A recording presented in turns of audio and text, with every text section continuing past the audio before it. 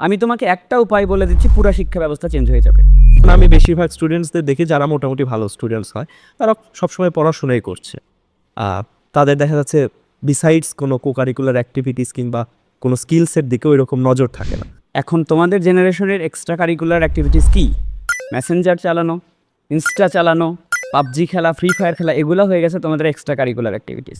বা মার্কস ভালো আসতো না, পজিশন যাইতো আমার 5,000 7,000 এরকম উপরে। আমার মনে আছে এখনও 10,200 টাকা দিয়ে কোচিংয়ে ভর্তি হয়েছিলাম। আমি টোটাল কোচিং করছিলাম হচ্ছে 8 দিন। ভার্সিটিতে যখন আমি সেকেন্ড ইয়ারে ছিলাম, তখন কোনো একটা পার্সোনাল কারণে বাসায় না জানিয়ে আমাকে বিয়ে শাদী করে ফেলতে হয় আগে। হ্যাঁ, বুয়েটের একটা ভাইয়ার কাছে পড়তাম। এমনও হয়েছে আমি সকালে বাসা থেকে গেছি, রাত 1টায় বাসায় চলে আসি, ভাইয়ের রুমেই থাকতাম আর কি। আমার বাবা মা আমাকে আগে থেকেই বলে যে তুমি বড় হয়ে ডাক্তার হবা, তুমি বড় হয়ে ইঞ্জিনিয়ার হবা, এবং আমাদেরও ওই গোলটাই তৈরি হয়ে যায় যে আমাকে ডাক্তার হইতে হবে। আমার নিজের কিন্তু কোনো ইচ্ছা নাই। মেডিকেলে পরীক্ষা দিছিলাম এই কারণে যে ঘুরতে যাবো আর কি। তাদের চিন্তা ভাবনা ওই পর্যন্ত লিমিটেড যে তারা জানেই না তারা ভার্সিটিতে চান্স পাওয়ার পরে করবেটা কি। স্টুডেন্ট হিসেবে গোল থাকা উচিত ফার্স্ট। এত ইঞ্জিনিয়ার প্রডিউস হচ্ছে দেশে, তবুও কেন আমাদের দেশের বড় বড় প্রজেক্টগুলোর ক্ষেত্রে আমাদের বেশিরভাগ ক্ষেত্রে বাইরের দেশের ইঞ্জিনিয়ারদের উপর ডিপেন্ড করতে হচ্ছে? এটার কারণ কি মনে করেন আপনি?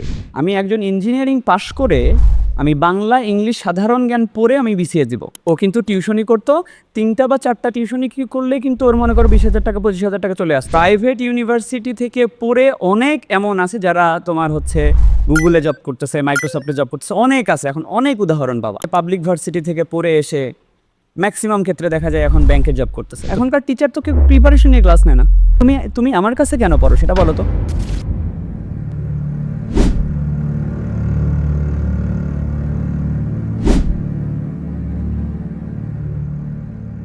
Hello everyone, welcome to today's podcast. তো আজকে আমাদের পডকাস্টে অতিথি হিসেবে আছেন একজন বিশেষ মানুষ। বগুড়ার স্টুডেন্টরা নিশ্চয়ই তাকে নাম শুনেই চেনার কথা, যার কাছে গণিতের মতো কঠিন সাবজেক্টটাও পানির মতো সহজ হয়ে যায় স্টুডেন্টদের জন্য। সো হি ইজ নান আদার দেন রিফাত ভাইয়া। তো ভাইয়া কেমন আছেন? আলহামদুলিল্লাহ, অনেক ভালো আছি আমি। তো ভাইয়ার যেহেতু স্টুডেন্টরা ভাইয়ার নাম বললেই চেনে, তো ভাইয়ার পরিচয়ের দিকে আর না যাই, আমরা সরাসরি পডকাস্টে চলে যাই।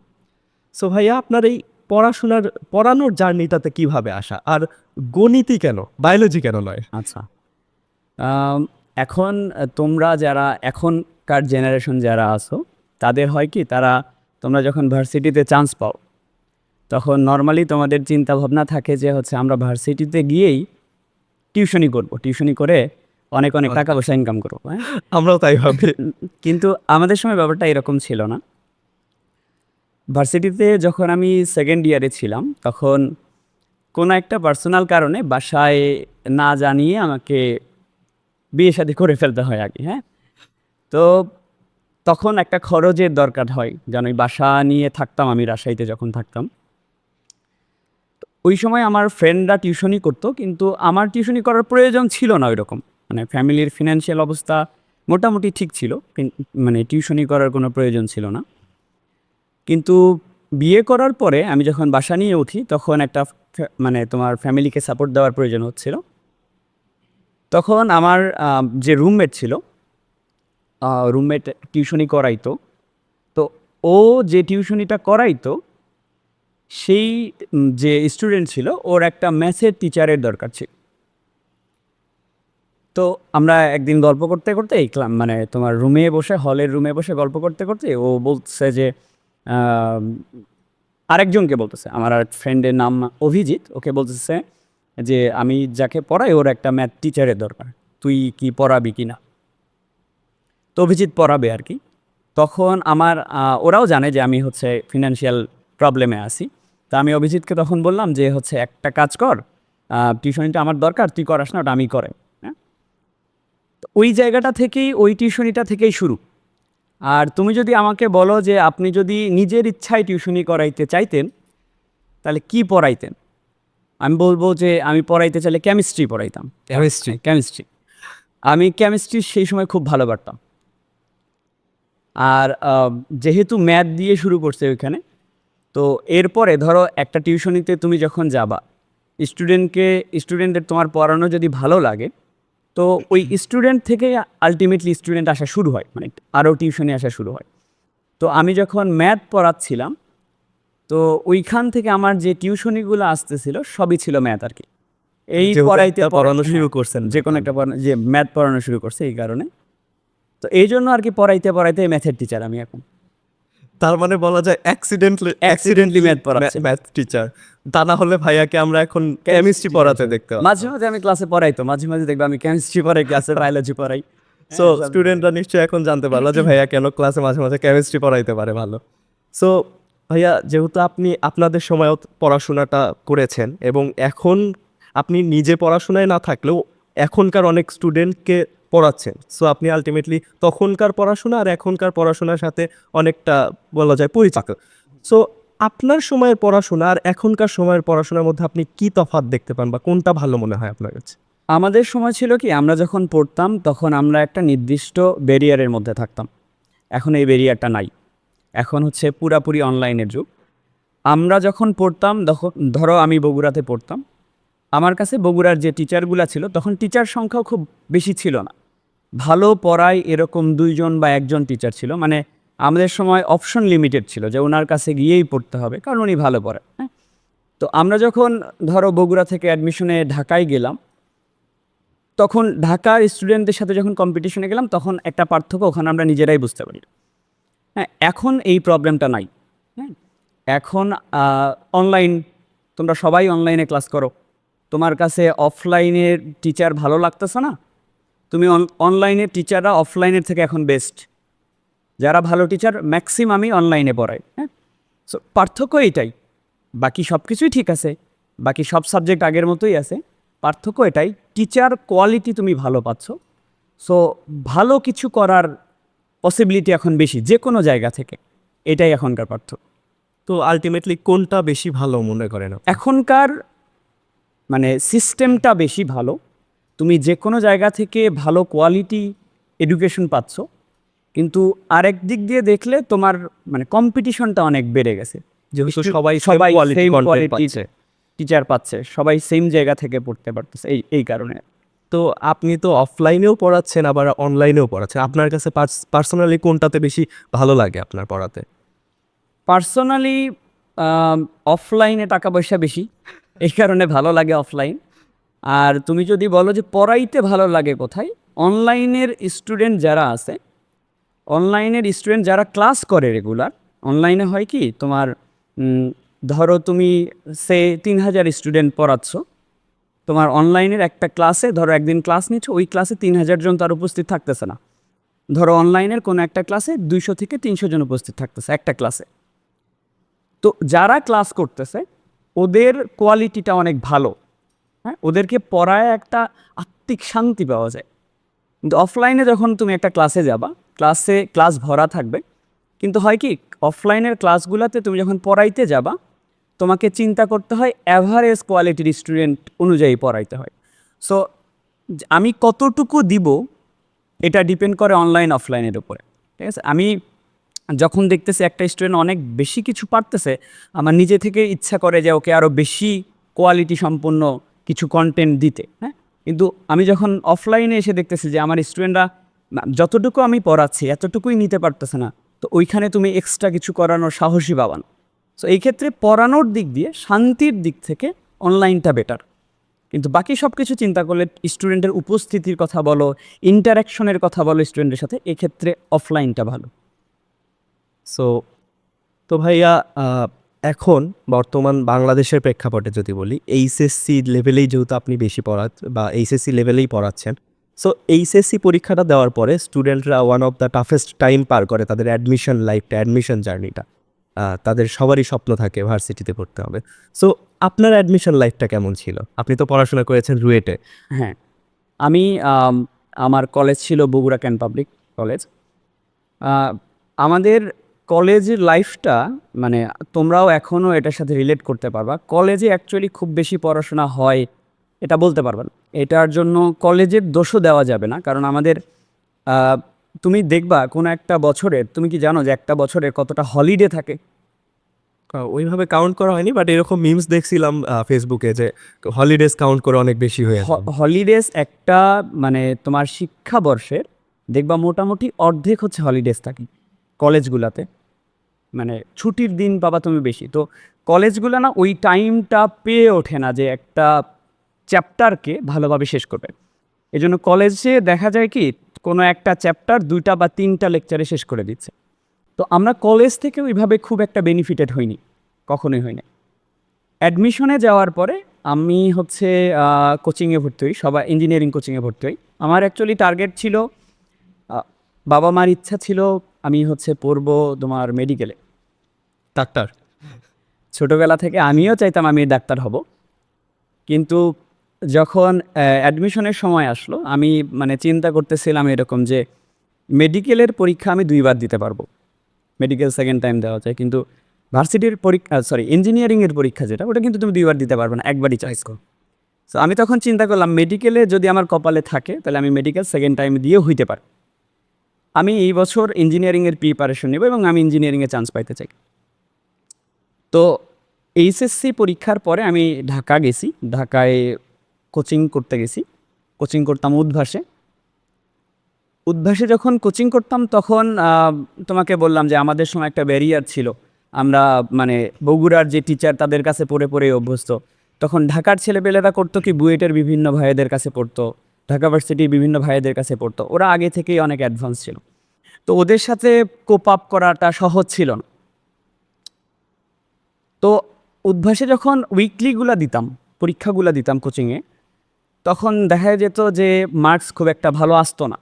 এখনও যারা পরীক্ষা দিবা তোমরা সামনে দিবা উইকলিগুলা, মার্কস পরীক্ষায় খুব একটা ভালো আসে না। এটা জানি না কেন, কোশ্চেন কি কঠিন হইতো, আমরা এখন বুঝি যে কোশ্চেন ইচ্ছা করেই কঠিন করা হইতো, বা মার্কস ভালো আসতো না, পজিশন যাইতো আমার 5,000 7,000 এরকম উপরে। তখন আমি টোটাল আমি মনে হয় কোচিংয়ে ভর্তি হয়েছিলাম 10,200 টাকা দিয়ে, আমার মনে আছে এখনও 10,200 টাকা দিয়ে কোচিংয়ে ভর্তি হয়েছিলাম। আমি টোটাল কোচিং করছিলাম হচ্ছে 8 দিন, মাত্র 8 দিন? মাত্র 8 দিন। 8 দিন পরে আমি দেখলাম যখন আমার সিরিয়াল 5,000-এর উপরে, আমি তখন বুঝে গেছি এখানে কোচিং করে আমার কিছুই হবে না।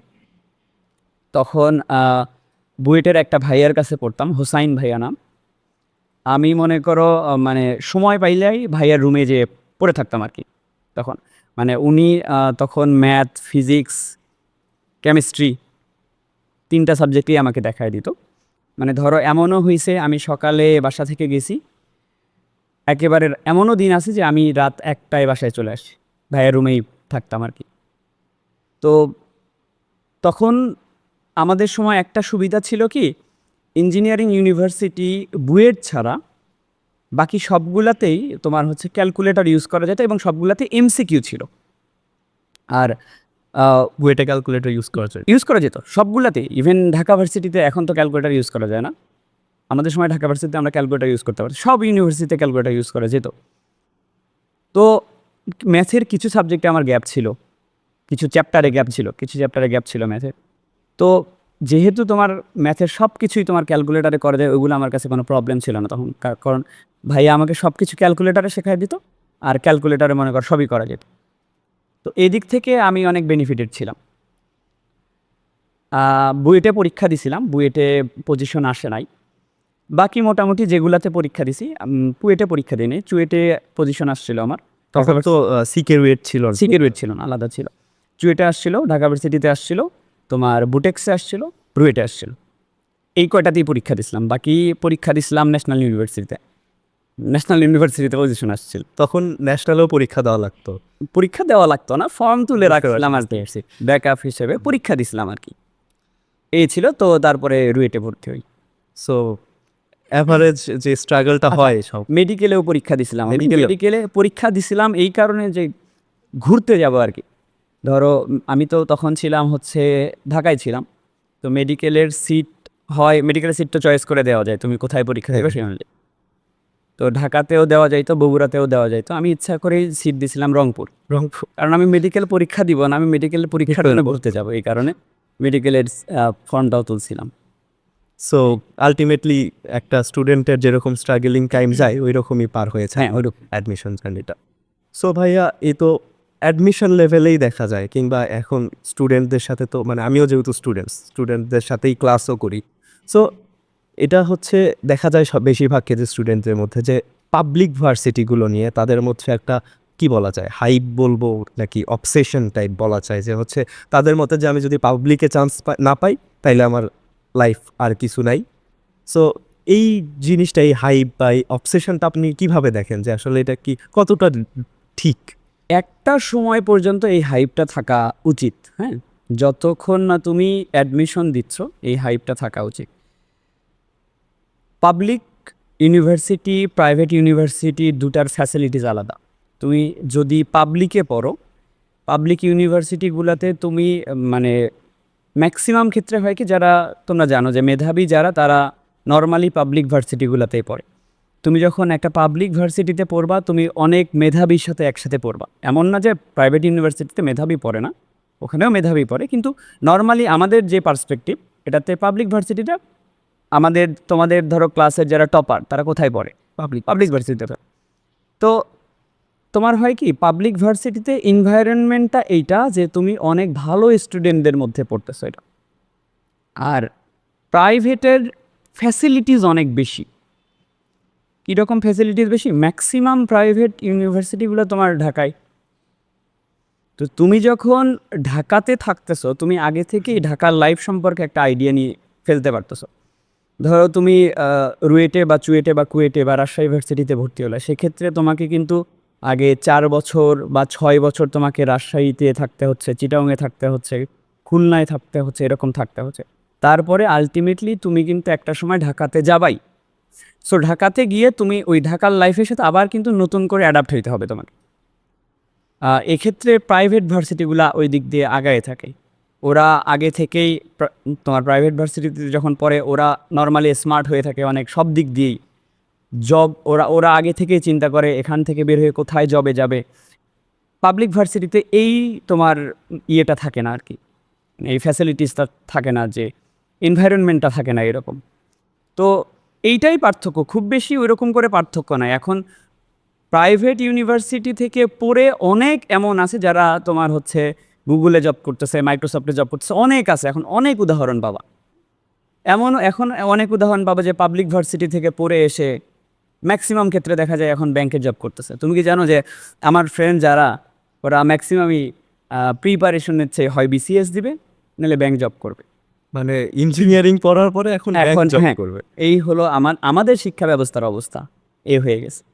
তো ভাইয়া, তো শিক্ষা ব্যবস্থার কথায় যেহেতু আসলেনি, সো আমরা দেখি প্রতি বছরই আমাদের দেশের, বিশেষ করে যদি বলি সবগুলো ক্ষেত্রেই, শুধু ইঞ্জিনিয়ারিং না, মেডিকেলও দেখা যায়, বাট ইঞ্জিনিয়ারিংটা আমরা বেশি দেখতে পাই যে প্রতি বছর দেখা যাচ্ছে পাবলিক ভার্সিটিগুলো থেকে প্রচুর প্রচুর স্টুডেন্ট, বুয়েট থেকে কিংবা রুয়েট থেকে হোক বা অন্যান্য ইঞ্জিনিয়ারিং ইউনিভার্সিটিগুলো থেকে অনেক অনেক ইঞ্জিনিয়াররা বের হচ্ছে প্রতি বছরই। কারণ প্রতি বছরই একটা করে ব্যাচ শেষ হচ্ছে, তারা বের হচ্ছে। তো এত এত ইঞ্জিনিয়ার প্রডিউস হচ্ছে দেশে, তবুও কেন আমাদের দেশের বড় বড় প্রজেক্টগুলোর ক্ষেত্রে আমাদের বেশিরভাগ ক্ষেত্রে বাইরের দেশের ইঞ্জিনিয়ারদের উপর ডিপেন্ড করতে হচ্ছে? এটার কারণ কি মনে করেন আপনি? আচ্ছা, প্রবলেম হচ্ছে দেশে অনেক ভালো ইঞ্জিনিয়ার তৈরি হচ্ছে, এমন না যে তৈরি হচ্ছে না, কিন্তু কথা হচ্ছে তুমি তাকে সেইভাবে মূল্যায়ন করতে পারতেছ না। তুমি কি জানো যে রুয়েট থেকে বা একজন ইঞ্জিনিয়ার, যে কোনো ভার্সিটি থেকে বের হওয়া একজন ইঞ্জিনিয়ারের কত স্যালারি অফার করা হইতে পারে? তুমি কি বলতে পারবা? ধরো কোনো একটা ফ্রেশ গ্রাজুয়েট বের হয়েছে, বলো তো ন্যূনতম কত স্যালারি পাইতে পারে সে, কত টাকা? মানে এটা কি, মানে আমার ওইভাবে জানা নাই, মানে এটা কি, মানে কত কি- পাওয়া কি উচিত? মনে হয় কত পাওয়া উচিত? সো যেহেতু সে গ্র্যাজুয়েশন শেষ করছে, কোর্সেস 4 বছরের একটা পড়াশোনা আছে, সো মিনিমাম জয়নিং স্যালারি তো 20-25 হাজার হওয়া উচিত বা বেশি। কোনো এখন এখন যখন কোনো একটা ইঞ্জিনিয়ার বের হয় এখনকার অবস্থায়, তাকে 8,000 টাকাও স্যালারি অফার করা হয়। এটা কি জানো তুমি? 8,000 টাকা 8,000 টাকা মান্থলি স্যালারি মান্থলি স্যালারি, 8,000 গ্র্যাজুয়েটকে? গ্রাজুয়েটকে। কেন করা হয়? এটার কারণ আছে, দেখো। এটার প্রথম কারণ হচ্ছে আমাদের দেশ প্রচুর পরিমাণে A+ প্রডিউস করতেছে। একটা শিক্ষাবর্ষে হাজার হাজার A+ পাইতেছে। মানে তুমি যখন A+ পাবা, তোমার স্বাভাবিকভাবে চিন্তা থাকবে যে কোনো একটা ভার্সিটিতে তুমি পড়বা মাস্ট। তো দেখা যায় ইঞ্জিনিয়ারিংয়ের সিট তো লিমিটেড। ইঞ্জিনিয়ারিংয়ে পড়বে ধরো বছরে ধরো 10,000 জন পাবলিকে চান্স পাবে, বাকিগুলা কোথায় যাবে? প্রাইভেট Private-এ। ইউনিভার্সিটিতে যাবে। তো এখন এত পরিমাণে প্রাইভেট ইউনিভার্সিটি হইছে, আর তুমি জানো হয়তো যে ইঞ্জিনিয়ারিং পড়া মানে মেডিকেলের পড়া, প্রাইভেট ইউনিভার্সিটিতে মেডিকেলের পড়ার জন্য একটা ভালো রকমের ফিস দিতে হয়। বেশি। কিন্তু ইঞ্জিনিয়ারিংয়ের কিন্তু এত না, মিনিমাম 4 থেকে শুরু করে 6-10 এরকম লাখ টাকার মধ্যে কিন্তু হচ্ছে আমাদের ইঞ্জিনিয়ারিং কমপ্লিট হয়ে যায়। তো এই হওয়ার কারণে হয় কি, যাদের মোটামুটি অবস্থা ভালো তারা পাবলিকে চান্স না পাইলেও প্রাইভেট কোনো একটা প্রাইভেট ইউনিভার্সিটি তোমার ভর্তি হয়ে যাচ্ছে ইঞ্জিনিয়ার হিসেবে। তো এখন একটা দেশ প্রচুর পরিমাণে ইঞ্জিনিয়ার প্রডিউস করতেছে, সেটা পাবলিক থেকে এবং প্রাইভেট থেকে। কারণ কোনো একটা কোম্পানি যখন তোমাকে হায়ার করবে, তুমি যখন ফ্রেশ গ্রাজুয়েট, তুমি পাবলিক থেকে বের হইছো আর একজন প্রাইভেট থেকে বের হয়েছে, সবার জ্ঞান সমান, তুমি তখন পর্যন্ত কিছুই জানো না। পাবলিক থেকে বের হয়েও প্রাইভেট থেকে বের হয়েও তোমার জ্ঞান, টেকনিক্যাল জ্ঞান কিছুই হয় না। তোমাকে কিছুদিন জব করতে হবে, দেন তোমার জ্ঞান আসবে টেকনিক্যাল সাইট সম্পর্কে। তো হয় কি, একটা কোম্পানি যখন হায়ার করে ওদের নর্মালি ওদেরকে শেখায় নিতে হয়, একটা ট্রেনিং পিরিয়ডে পাঠাইতে হয়। সেক্ষেত্রে ওরা একজন, তুমি যখন ধরো পাবলিক থেকে বেরোছো, তুমি হায়ার স্যালারি ডিমান্ড করতেছো, তুমি বের হয়ে ডিমান্ড করতেছো আমাকে স্যালারি দিতে হবে 50,000। সেই জায়গায় একটা প্রাইভেট ইউনিভার্সিটির ছেলেরা 10,000, 15,000, 20,000 টাকায় রাজি হয়ে যাচ্ছে। তো ওদের যেহেতু নতুন করে শেখাইতেই হবে, তাহলে কেন তোমাকে নিবে? আর দেখা যায় যে যারা পাবলিক থেকে বা তুমি বইয়ের থেকে পাশ করে তুমি একটা জব করবা, তোমাকে 50,000 টাকা দিল, তুমি তো 50,000 টাকা ওই জবে থাকবা না, তুমি 1 বছর পরে তুমি ট্রাই করবা স্কলারশিপ নিয়ে দেশের বাইরে চলে যেতে। সো ওইটা ওদের লস। তোমাকে নিচ্ছে, তুমি কিছুদিন পরে জব ছেড়ে দিয়ে চলে যাচ্ছ, ওদের লস। কিন্তু অন্য কোথাও থেকে নিলে, প্রাইভেট ইউনিভার্সিটিগুলো থেকে নিলে, ওরা ওই জবেই থাকতেছে, কম স্যালারিতে থাকতেছে। তো এই কারণে হয় কি যে আমাদের স্যালারিটা অনেক কম, তুমি মূল্যায়ন করতে পারতেছো না ইঞ্জিনিয়ারদেরকে। তো আমাদের চিন্তায় থাকে এখন, তোমাকে একটু আগে বলতেছিলাম যে রুয়েট থেকে বের হয়ে এখন কি করতেছে। ব্যাংক আমার ম্যাক্সিমাম ফ্রেন্ড হয় দেশের বাহিরে আছে, যারা দেশের ভিতরে আছে ওরা হয় ব্যাংক জব খুঁজতেছে, নাহলে তোমার বিসিএস এর প্রিপারেশন নিচ্ছে। এখন একজন ইঞ্জিনিয়ার বিসিএস এর প্রিপারেশন কেন নিবে? আর বলো তো বিসিএস এর প্রিপারেশনে কি পড়তে হয়? বাংলা, ইংলিশ, সাধারণ জ্ঞান। আমি একজন ইঞ্জিনিয়ারিং পাশ করে আমি বাংলা, ইংলিশ, সাধারণ জ্ঞান পড়ে আমি বিসিএস দিব, বুঝতে পারছো? তাহলে শিক্ষা ব্যবস্থাটার সিস্টেম চিন্তা করো তুমি। আবার আরেকটা দিক থেকে তুমি দেখো, তুমি ধরো তোমার যে স্কুল ছিল, স্কুলের যারা first boy, second boy, third বয়, মানে প্রথম টপার যারা, ওরাই কিন্তু তোমার হচ্ছে হয় ডাক্তার হয় নাহলে ইঞ্জিনিয়ার হয় হচ্ছে। এখন ডাক্তার, ইঞ্জিনিয়ার হচ্ছে ফার্স্ট টপাররা। যারা পরের সারিতে থাকতেছে এরা ধরো কোনো একটা ভার্সিটিতে কোনো একটা সাবজেক্ট নিয়ে পড়তেছে। আমাদের দেশের প্রেক্ষাপটে হয় কি, ধরো তুমি কোনো একটা ভার্সিটিতে নর্মাল কোনো একটা সাবজেক্ট নিয়ে পড়ছো, পড়ার পরে তুমি ভার্সিটিতে সেকেন্ড ইয়ারে থাকতেই বিসিএস এর প্রিপারেশন নিচ্ছ, বিসিএস দিয়ে তুমি ম্যাজিস্ট্রেট হয়ে যাচ্ছ। তো আলটিমেটলি আগে কি ছিল, তুমি টপার ছিলা, তুমি ডাক্তার, ইঞ্জিনিয়ার, টপার হয়ে হইছো। এখন তোমার পরের সিরিয়ালে যারা আছে ওরা কোনো একটা ভার্সিটিতে পড়ে, মিডিয়াম মানের কোনো একটা ভার্সিটিতে পড়ে বিসিএস এর প্রিপারেশন নিয়ে বিসিএস দিয়ে ম্যাজিস্ট্রেট হয়ে যাচ্ছে বা বড় কোনো পোস্টে চাকরি করতেছে। তোমার ভ্যালু থাকলো কোথায়? ডাক্তারের ভ্যালু থাকলো কোথায়? ইঞ্জিনিয়ারের ভ্যালু থাকলো কোথায়?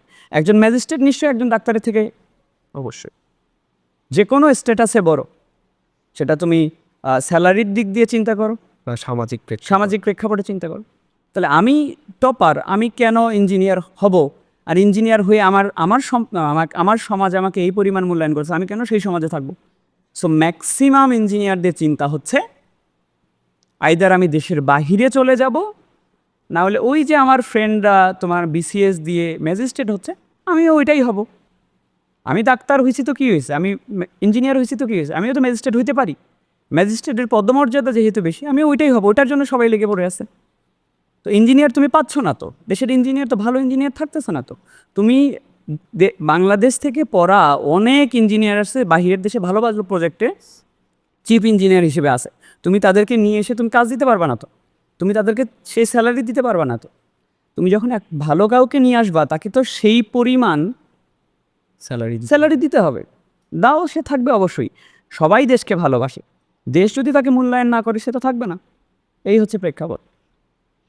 সো ভাইয়া, যেহেতু আমরা দেখতে পারলাম যে তার মানে মোটামুটি শিক্ষা ব্যবস্থা কিংবা তারপরে ইঞ্জিনিয়ারদের মূল্যায়ন না করা কিংবা যারা মেধাবী আসলে সেই মেধাগুলো তুমি পাচার হয়ে আবার যাওয়া। চিন্তা করো যে ধরো এই যে বললাম, তুমি আমার নিজের ফ্রেন্ডদের কথাই বলি, আমি তো কখনো জবে অ্যাপ্লাই করি নাই, আমি তো তোমার গ্রাজুয়েশন কমপ্লিট করার পর থেকে বা আগে থেকেই তোমার টিউশনি করাচ্ছে।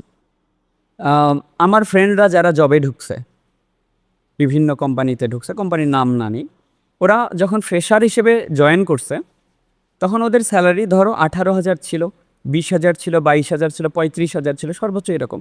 কিন্তু আমার ওই ফ্রেন্ডটাই কিন্তু যখন ভার্সিটিতে ছিল ও কিন্তু টিউশনি করতো, 3টা বা 4টা টিউশনি কি করলে কিন্তু ওর মনে করো 20,000 টাকা 25,000 টাকা চলে আসতো। তা আমি যখন দিনে 2 ঘন্টা বা 3 ঘন্টা কাজ করে সেম পরিমাণ স্যালারি পাচ্ছি, আমি কেন সেই জায়গায় জব করতে যাব? আমাকে বলো, জব করতে যাব না তো। তো আলটিমেটলি তাইলে আমরা বলতে পারি যে মেইনলি পুরো সিস্টেমটার পিছনে আসলে education system, education system actually দায়ী। তারপরে ইঞ্জিনিয়ারদের মূল্যায়ন না হওয়া কিংবা আমাদের মেধা পাচার যেটাকে বলে ইঞ্জিনিয়ারদের মূল্যায়ন না হওয়ার পিছনে আরও একজন দায়ী আছে, আরও একটা কারণ দায়ী, সেটা হচ্ছে আমাদের বাবা মা। বাবা মা। আমাদের বাবা মা দায়ী। কী কারণে দায়ী তোমাকে আমি বলি।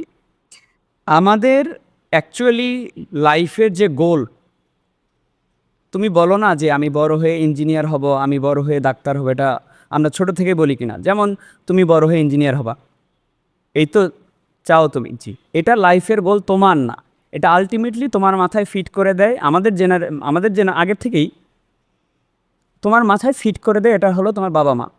আমার বাবা মা আমাকে আগে থেকেই বলে যে তুমি বড় হয়ে ডাক্তার হবা, তুমি বড় হয়ে ইঞ্জিনিয়ার হবা, এবং আমাদেরও ওই গোলটাই তৈরি হয়ে যায় যে আমাকে ডাক্তার হইতে হবে। আমার নিজের কিন্তু কোনো ইচ্ছা নাই। সো সব বাবা মাই যদি বলে যে বড় হয়ে আমার ছেলে ডাক্তার হবে, বড় হয়ে আমার ছেলে ইঞ্জিনিয়ার হবে, তাহলে বড় হয়ে কার ছেলেটা সাহিত্যিক হবে আমাকে বলো, দার্শনিক হবে কি? এই জন্যই বোধহয় আমাদের দেশে আর নজরুল তৈরি হয় না। এটাই এটাই সত্য। তুমি সবাই যদি ইঞ্জিনিয়ার হয় তাহলে ইঞ্জিনিয়ারের ভ্যালু কোথায় থাকবে? ইঞ্জিনিয়ারের ভ্যালু থাকবে না তো, ডাক্তারের ভ্যালু থাকবে না। তুমি দেখো প্রত্যেক বছর কত বেসরকারি তোমার মেডিকেল কলেজ থেকে ডাক্তার বের হইতেছে। তুমি আমাকে একটা ভালো উদাহরণ দিতে পারবা যে বেসরকারি মেডিকেল থেকে একটা ডাক্তার বের হয়ে তোমার জানা অনুযায়ী একটা ভালো বিসিএস দিয়ে ভালো পজিশনে আছে বেসরকারি মেডিকেল থেকে? খুবই কম। তো হয় আছে, কিন্তু তুমি বলতে পারবা যে তোমার আইডিয়ায় কি আছে এমন বেসরকারি একটা মেডিকেল থেকে পাশ করে বিসিএস হয়ে একটা ভালো জায়গায় জব করতেছে, ভালো পরিমাণে পেশেন্ট দেখতেছে, এরকম আছে? নাই। কিন্তু তারপরেও তোমাকে কিন্তু ডাক্তার হইতেই হবে, কারণ আমার বাবা মা আমাকে বলছে কারণ তোমার ডাক্তার বাবা মা তোমার মাথায় ফিট করে দিছে তোমাকে ডাক্তার হইতেই হবে। বুঝছো? তো আমাদের বাবা মা এখানে দায়ী। কথাটা শুনতে খারাপ লাগলেও বাবা মাও প্রথম দায়ী, আমাদের বাবা মা। হ্যাঁ, কথাটা শুনতে খারাপ লাগে কিন্তু এটাও কারণ একটা।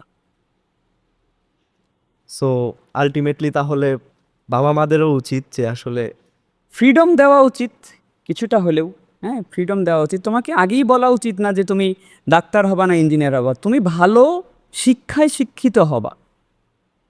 হ্যাঁ, তারপরে তুমি ডিসাইড করবা তুমি কি হবা। আমারও মাঝে মাঝে মনে হয় যে আমরা বোধহয় আসলে সবাই এই পড়াশোনার নামে কম্পিটিশন, ডাক্তার হওয়া কিংবা ইঞ্জিনিয়ার হওয়া, এই কম্পিটিশনের ভিড়ে হয়তো বা আমরা আসলে শিক্ষা অর্জন করাটাই হয়তো বা ভুলে যাচ্ছি।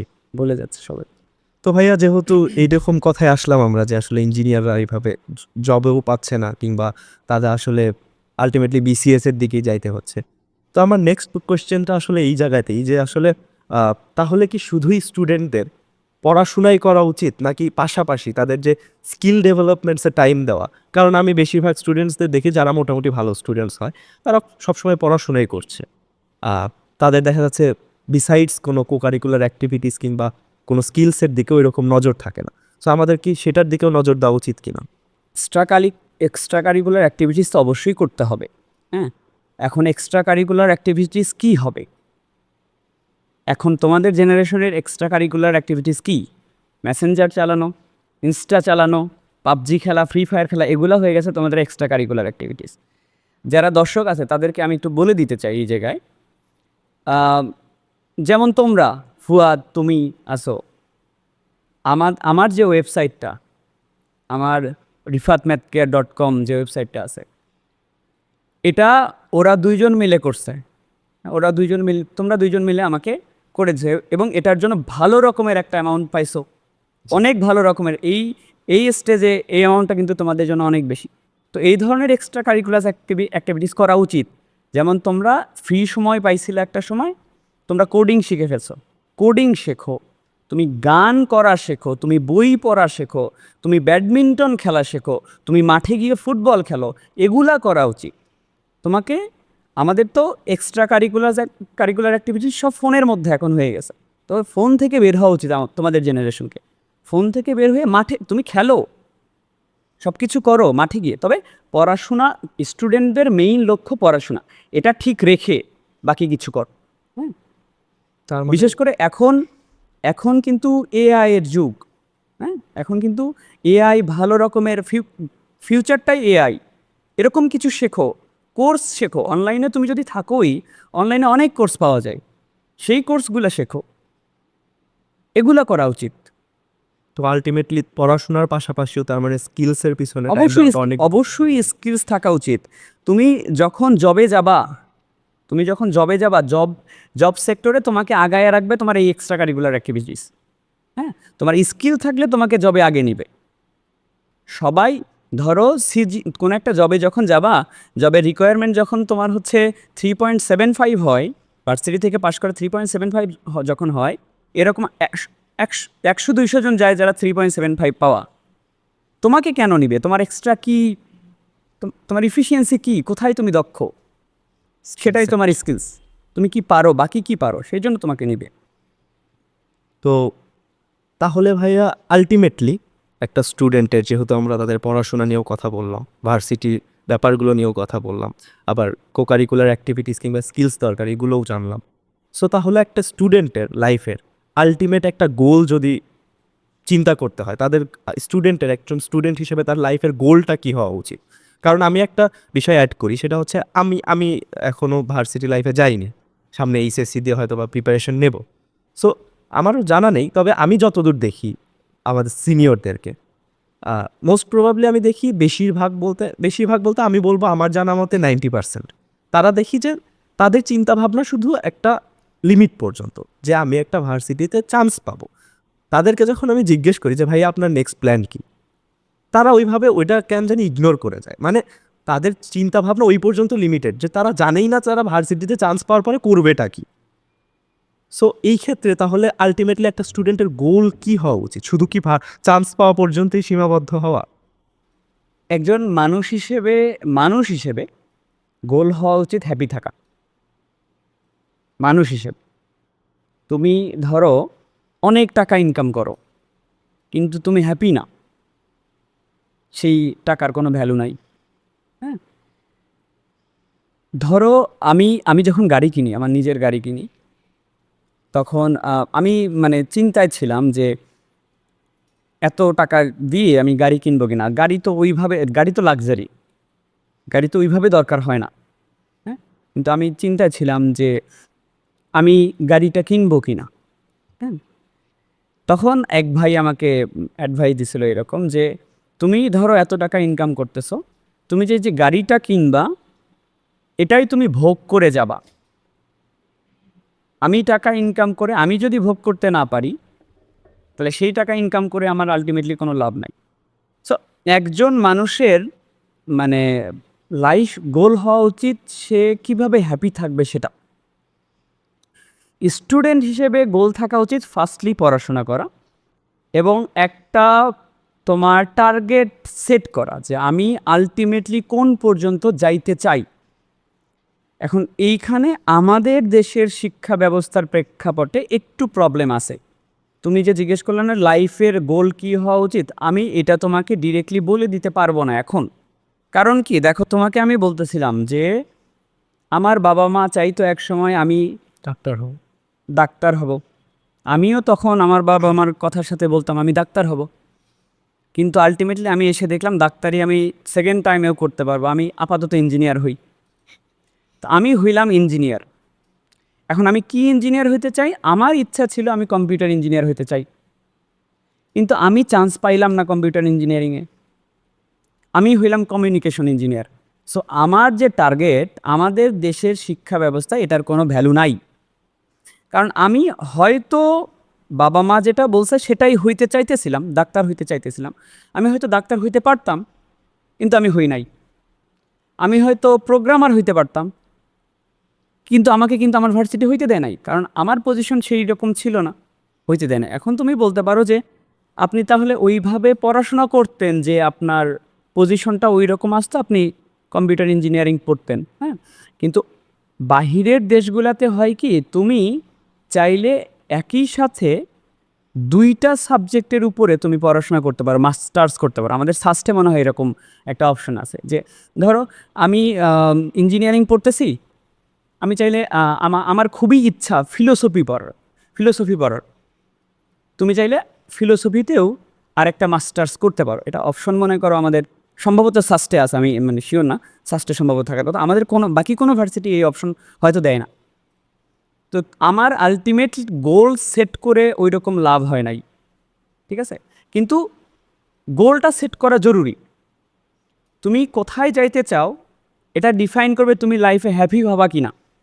3 Idiots দেখছো, 3 Idiotsে এই মেসেজটা খুব ভালো করে দেওয়া আছে যে তুমি ওই ওই জন্যই আগে বললাম তোমার মেইন টার্গেট হওয়া উচিত তুমি হ্যাপি হবা।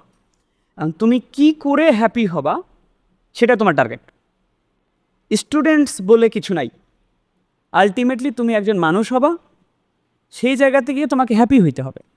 এখন দেখো, আমি ধরো ইঞ্জিনিয়ারিং পড়ে আসছি, আমি কি ইঞ্জিনিয়ারিং জব করতেছি?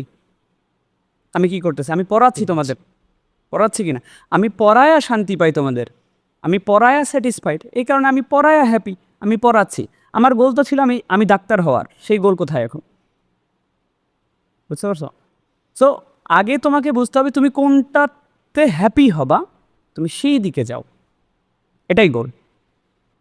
বুঝতে পারলাম। তো ভাইয়া হচ্ছে, যেহেতু আপনি এই এই কথার মধ্যেই বললেন, আবার আগের কথাতে উঠে আসছিল যে শিক্ষা ব্যবস্থা এই ক্ষেত্রে অনেক বড় একটা প্রবলেমই বলবো, প্রবলেম হিসেবে কাজ করছে। তো যেহেতু রিসেন্টলি বাংলাদেশকে স্বাধীনতা 2.0 বলা হচ্ছে, তো এই ক্ষেত্রে আমরা পরিবর্তনের আশা নিশ্চয়ই করতেই পারি। সেক্ষেত্রে আমাদের শিক্ষা ব্যবস্থায় যদি কোনো চেঞ্জ করা লাগে, সেটাও আমি বিশ্বাস করি যে আনা পসিবল একটা সময়ের পরে বা শিক্ষা ব্যবস্থা খুব ভালোভাবে পরিবর্তন নিয়ে এসে যাবে, সেটার উপায়ও আছে। তো ইমপ্লিমেন্ট করাটা মেইন ব্যাপার এখানে, ইমপ্লিমেন্ট হবে কি না। আমি তোমাকে একটা উপায় বলে দিচ্ছি, পুরো শিক্ষা ব্যবস্থা চেঞ্জ হয়ে যাবে। প্রথম প্রবলেম হচ্ছে আমাদের বুদ্ধিজীবী কারা এটা আমরা জানি না, কারা প্রণয়ন করে এটা আমরা জানি না। আমি তোমাকে জাস্ট একটা কাজ করতে বলবো, এইটা যদি করতে পারো পুরা শিক্ষা ব্যবস্থা চেঞ্জ হয়ে যাবে। কি করতে হবে শোনো, টিচার নিয়োগে প্রথম কথা, একটা শিক্ষা ব্যবস্থা চেঞ্জ করতে পারবে, স্টুডেন্টদেরকে ভালো দিকে নিয়ে যাইতে পারবে একটা কোয়ালিটি সম্পন্ন টিচার। একটা কোয়ালিটি সম্পন্ন টিচার, তুমি যদি টিচার ভালো করে দাও, ভালো একটা টিচার দাও কোনো একটা স্টুডেন্টদেরকে, সেখানে আর পরিবেশ লাগে না, টিচার নিজেই পরিবেশ গড়ায় নেয়। সো মেইন জায়গাটা হচ্ছে কোনো একটা স্টুডেন্ট যখন তার বেসিক থেকে শুরু করবে, সেই জায়গায় ভালো একটা টিচার দেওয়া। কারণ এতদিন আগ পর্যন্ত তোমরা জানো কোটা সিস্টেম ছিল, টিচার যে কোনো চাকরিতে কোটায় সব ছিল আর কি। আমি তোমাকে টিচার নিয়োগের একটা পদ্ধতি বলে দিচ্ছি, এই পদ্ধতিতে তুমি টিচার নিয়োগ করো, পুরা দেশের শিক্ষা ব্যবস্থা চেঞ্জ হয়ে যাবে। টিচার নিয়োগের পদ্ধতি কি বলো আমাদের দেশে? ফার্স্টে পরীক্ষা হয়। নিবন্ধন পরীক্ষা হবে, ফার্স্টে একটা হচ্ছে রিটেন পরীক্ষা হয়, তারপরে ভাইবা হয়। এই দুটা পরীক্ষার সাথে আরেকটা পরীক্ষা অ্যাড করো, সেটা হচ্ছে টিচারদের ডেমো। মানে সে কেমন করে পড়াচ্ছে সে কেমন করে পড়াচ্ছে। ধরো তুমি হচ্ছে ফার্স্টে রিটেনে টিকলো, তুমি ভাইভাতে টিকলা। ধরো তুমি কলেজে পড়ো, তোমার কলেজের টিচার আমি নিয়োগ করে দিচ্ছি, রিটেনে টিকছো, একজন টিচার রিটেনে টিকছে, একজন টিচার হচ্ছে ভাইভাতে টিকছে। এখন তাকে কোনো একটা কলেজের কোনো একটা ক্লাসরুমে পাঠিয়ে দাও হোক, সেই স্টুডেন্টদের সামনে ক্লাস নেবে, স্টুডেন্ট তাকে মার্কিং করবে যে সেই টিচার পড়ানোর যোগ্য কিনা। বুঝতে পারছো? একজন ভালো জানা মানুষ একজন ভালো টিচার হবে, এটা তো প্রয়োজন নাই, নেসেসারি না। আমাদের আমাদের ভার্সিটিগুলোতেও এই প্রবলেম আছে। তুমি কি জানো ভার্সিটিতে যারা ফার্স্ট ইয়ার তোমার ফার্স্ট ক্লাস ফার্স্ট হয় বা ফার্স্ট ক্লাস সেকেন্ড হয়, ফার্স্ট ক্লাস থার্ড হয়, এদের মধ্যে থেকে টিচার নেওয়া হয়। হ্যাঁ কিন্তু যারা ফার্স্ট ক্লাস ফার্স্ট হয় এরা জানে অনেক কিছু, তো জানে মানেই যে ভালো শেখাইতে পারবে, ভালো ডেলিভারি দিতে পারবে, এটা তো জরুরি না। আমরা ভার্সিটিতে তো টিচারদের কাছ থেকে ওই রকম কিছু শেখা যায় না, নিজেই শিখতে হয়।